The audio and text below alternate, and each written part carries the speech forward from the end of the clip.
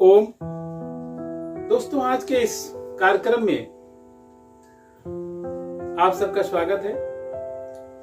और आज हम सब लोग भगवान की भक्ति कब से करनी चाहिए और क्या करनी चाहिए कि नहीं करनी चाहिए, दोनों ही बिंदुओं पर आपकी चर्चा करेंगे। बहुत मजेदार विषय है और प्रायः अन्य धर्मों में तो बहुत ही निश्चित ही है, क्योंकि मुस्लिम धर्म में तो कुरान पढ़ना, नमाज पढ़ना शुरू से ही अनिवार्य है। लेकिन जहां तक हिंदू धर्म की बात आती है, वहां कहते हैं कि भैया पूजा पाठ भक्ति तो प्रेस्क्राइब्ड कब से है, 60 साल के बाद। और जो लोग सरकारी सर्वेंट है वो कहते हैं रिटायरमेंट के बाद ये सब सारी चीजें प्रेस्क्राइब्ड हैं। अर्थात न तो जवानी में भगवान का नाम लेना है, न बचपन में लेना है, बुढ़ापे के लिए सारी चीजें हैं। और इसीलिए एक आम हिंदू या वैदिक धर्म के अनुयायी जो आजकल के हैं वो धर्म के विषय में बड़ी रुचि रखते हैं, और इसीलिए सत्यवादिता उतनी नहीं रह जा रही जितना वैदिक धर्म में होनी चाहिए। यह हम सब के लिए थोड़ा चिंता का विषय है। अब चाहे हम अम्बेडकर जी को माने, जो कहते हैं कि ब्रह्मा विष्णु महेश को नहीं मानना है, लेकिन फिर भी सत्य को तो मानना पड़ेगा, क्योंकि सत्य के बिना व्यवहार, अगर हम सत्य पर न चले तो जीवन हमारा संभव नहीं है। अगर महात्मा बुद्ध को मानते हैं तो बुद्ध में विपश्यना है, सत्यवादिता है, अपने कर्मों पर चलना, बहुत सारी चीज। तो हम इस चर्चा इसलिए कर रहे हैं कि हर एस्पेक्ट से हम आपको देखें कि किस जगह पे हम क्या करें। तो आप लोग सोचेंगे कि गुरुजी आप ही बताइए कि क्या करना चाहिए। बिल्कुल हम बता रहे हैं, लेकिन आप लोगों का सोचना भी उतना ही महत्वपूर्ण है जितना हम सोच रहे हैं। क्योंकि अगर आप नहीं सोच रहे तो हमारे सोचने से क्या होगा। अगर अल्पसंख्यक लोग नहीं सोच रहे हैं, बहुत लोग मोस्ट ऑफ द पीपुल्स नहीं ये सोचते हैं, तो केवल एक व्यक्ति के सोचने से कुछ नहीं होने वाला है।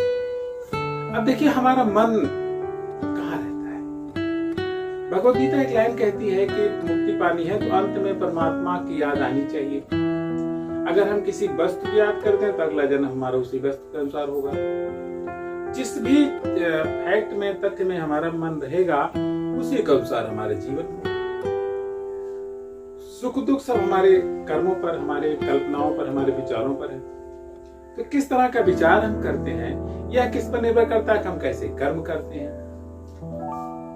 अब ये दोनों एक दूसरे से जुड़े हुए हैं। तो परमात्मा की याद इसलिए महत्वपूर्ण है कि हम अपने कर्म को जब परमात्मा की याद करके करते हैं तो ज्यादा अच्छा परिणाम मिलता है। एक पाश्चात्य दार्शनिक हो गए विलियम जोन्स, उन्होंने एक बहुत अच्छी बात कही कि अगर हम भगवान को मानते हैं और भगवान है तो हमें अच्छा फल देगा, और अगर हम भगवान है और भगवान को नहीं मानते हैं तो नकारात्मक फल मिलेगा। तो क्यों हम सकारात्मक रूप में रहें, क्यों हम अपने जीवन को अच्छा करें। अर्थात हमें अपने जीवन को अच्छा करना ही चाहिए। भगवान है ये मान लेना सर्वाधिक महत्व। भगवान को मान लेना सर्वाधिक उत्तम है। अब दूसरा प्रश्न है कि भगवान की पूजा कब से करें। तो अगर आप बचपन से करते हैं, अभी जिस फैक्ट हम पहले से ही उसे ला रहे थे आपको, क्योंकि जब हमने चर्चा किया था कि जो हमारे कर्म हैं वह कर्म हमारे जीवन के अंत तक चलने चाहिए, तभी उसका फल हमें मिलता है। तो अगर परमात्मा को बचपन से याद कर रहे हैं, उसको अपना परमपिता मान रहे हैं, तभी अंत तक हम मान पाएंगे, बुढ़ापे तक।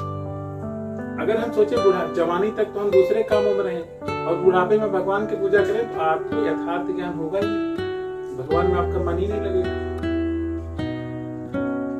अब कबीरदास की एक वाणी सुन लीजिए भाई, काल करे सुआज के राज करे सो अब, पल में परले होगी बहुरी कर। बुढ़ापा आपका आएगा या नहीं आएगा इसकी क्या गारंटी है, कोई गारंटी है कल क्या होगा। भागवत में यही तो परीक्षित जी और सुखदेव जी को जो बातें हुई हैं उसमें एक प्रमुख ये प्रश्न है कि कब से पूजा कैसे करनी चाहिए। तो कहते हैं कि जीव तो अपने सुख दुख में लगा हुआ है, भोगों में लगा हुआ है, तो उसे परमात्मा की याद कहाँ आती है।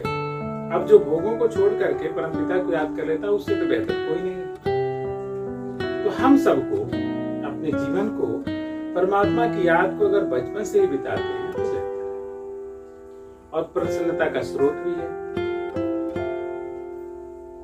तो बेहतर है अपने कर्मों को हम करते हुए परमात्मा को याद करें, और सुबह शाम जिसको एक निर्धारित संध्या कहते हैं वह भी अगर करते रहे तो बेहतर है। सत्य पर चलें, ईमानदारी से रहें, अपने कर्तव्य पथ पर रहें, कर्तव्यों को करें, यही सर्वश्रेष्ठ जीवन है। तो आपको कैसा लगा जरूर बताइएगा। अगर हमारे चैनल से नए हैं तो इसको सब्सक्राइब जरूर करें, ताकि अच्छे ज्ञान का प्रचार हो सके और लोग अच्छी चीजों से जुड़ सके। तो इसी के साथ हम अपने बारे को विराम देते हैं। आपके कमेंट्स का इंतजार रहेगा, आपके सुविचारों का इंतजार रहेगा, और इस विश्व को अच्छा बनाने में